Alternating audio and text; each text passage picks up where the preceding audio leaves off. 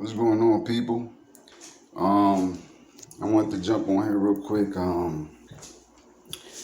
I had a few things to talk about.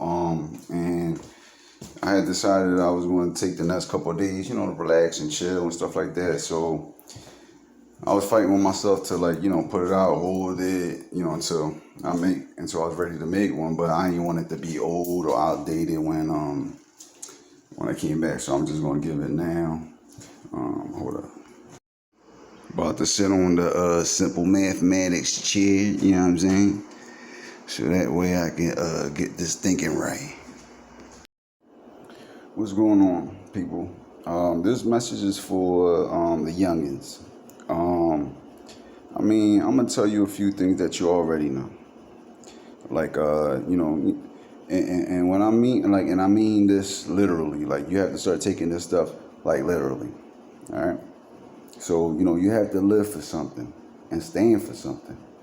You know what I'm saying? Let your truth be heard. Whatever you stand on, whatever, protect that. That's your identity. Don't let nobody steal your identity, And when I say don't let nobody steal, that doesn't mean to be violent. That means just be one step ahead and smart on how you to protect your gifts or your visions or stuff that you want to do. You can't let nobody try to take that away from you. So sometimes the best way to go about that is just to be quiet until you actually start fulfilling it. You have to remember that certain people are not like you. Certain people have their own definition of loyal, and it might not be the same as yours. So just keep that in mind when you're dealing with certain people, because your expectations might be different from somebody else's. So like it's like when you have God in your life and stuff like that, right? He you don't feel as though you need security because God puts angelical forces around you, your ancestors, your spirits. The Holy Spirit, your guardian angels, the angels. So you have to when you believe in God, you have to submit to God, because when you submit to God and allow Him to guide you, He's going to lead you to where He wants you to go, where you need to be. Sometimes He has to take the lead, and you have to accept that. See, like a lot of times, youngins, is that sometimes when you're dealing with people and you're starting to do something or you get into your calling, a lot of people will start to treat you differently. And a lot of times all that is just because they think, and somewhere in their mind, they might think you need them more than you need God. So you have to, when that presents itself, you have to identify that so that way you're not tricked by those things. And sooner or later we'll get it in depth. But I get these drawings and I try to give it as fast as I can. But I am planning something where as though we can get in depth in things and talk and explain it more in depth.